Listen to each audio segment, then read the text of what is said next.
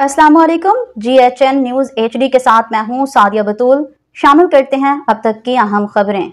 सरगोदा झावरियाँ वज़ीर-ए-आज़म पाकिस्तान की कौमी ख्वानदगी मुहिम H1TH1 के नफाज के यूनिवर्सिटी ऑफ सरगोदा के साथ मुफाहमत की यादाश्त पर दस्तखत director general national commission for human development Ali Asghar और vice chancellor Sargodha university professor doctor Qaiser Abbas ने किए। इस मौका पर Mehar Umar Daraz Jhawarian deputy director CNHD Sargodha मौजूद थे। मुआहदे का मकसद मुआशरे की तालीमी, समाजी और इक़्तिसादी तरक्की के लिए मनसूबों की मनसूबाबंदी, तरक्की, अमल दरामद और मुशावरत में ताउन और हम आहंगी है।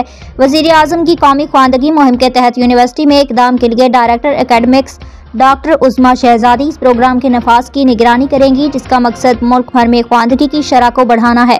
H1TH1 इक़दाम में हिस्सा लेकर यूनिवर्सिटी ऑफ सरगोदा पाकिस्तान में शरह ख्वानदगी को बेहतर बनाने में अहम किरदार अदा करेगी। इस वक्त नुमाइंदा लाहौर रंग Malik Shahnawaz Jalib director general national commission for human development Ali Asghar के साथ मौजूद है।